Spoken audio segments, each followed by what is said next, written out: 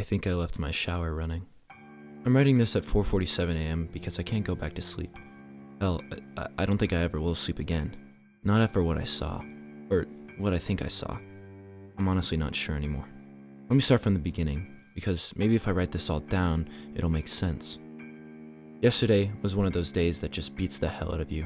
Double shift at the warehouse, my supervisor breathing down my neck about quotas, and my back screaming from lifting boxes for 12 hours straight.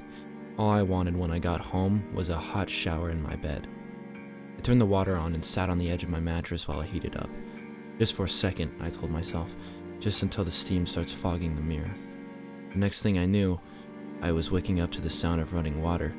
My apartment was thick with humidity, and all I can hear was the shower going full blast. I'd fallen asleep and wasted God knows how much hot water. My landlord was gonna love the utility bill. That's when I tried to get up and realized I couldn't move. Sleep paralysis. I had it a few times before.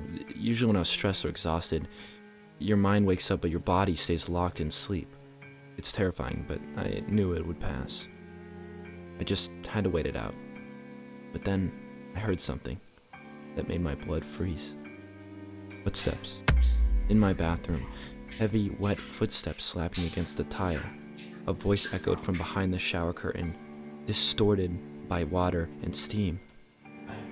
I can't get clean. The footsteps stopped. Then suddenly the shower curtain was ripped aside and someone stumbled out of my bathroom. I wanted to scream, but my paralysis held me prisoner. All I could do was watch as this thing stood dripping in my doorway. His skin was gray and slimy, covered in what looked like pond scum. Dark patches of mold spread across his arms and chest like bruises. Water poured off him in sheets, pooling at his feet. I can't get clean. He screamed, his voice raw and desperate. He stumbled back into the bathroom and I heard him climb back into the shower. The water changed pitch as his body moved under the stream. This happened again and again. Each time he emerged, he looked worse. The scum grew thicker. Barnacles began sprouting from his shoulders and neck like grotesque jewelry. His skin took on a greenish tint, and something that looked suspiciously like seaweed hung from his hair. I can't get clean. He muttered, quieter now, defeated, then louder. I can't get clean. I lost count of how many times he repeated this ritual. My paralysis held me captive as this nightmare played out in my bathroom. The humidity in my apartment became suffocating. The sounds of running water mixed with his desperate sobs until I thought I might go insane. Then everything went black. When I came to, he was standing over my bed.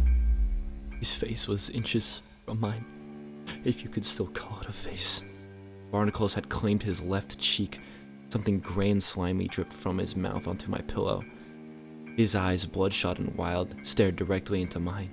I can't get clean. He shrieked. The shock broke my paralysis. I jolted awake, grasping and shaking. My room was dark and quiet. No moldy man. Just me, soaked in sweat, heart pounding against my ribs. Sleep paralysis.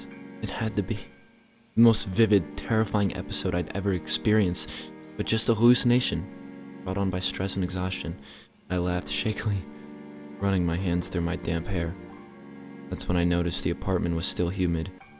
I looked towards my bathroom and my veins ran cold.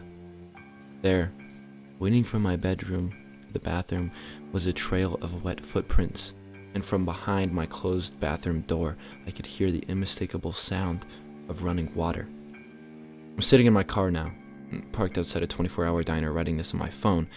I grabbed my keys and ran. I couldn't bring myself to open that bathroom door. I don't know what to do. I can't go back there, but I also can't afford to find a new place. And who would believe this story anyways? Has anyone else experienced something like this? I keep telling myself it was just a nightmare, but those footprints, they were real.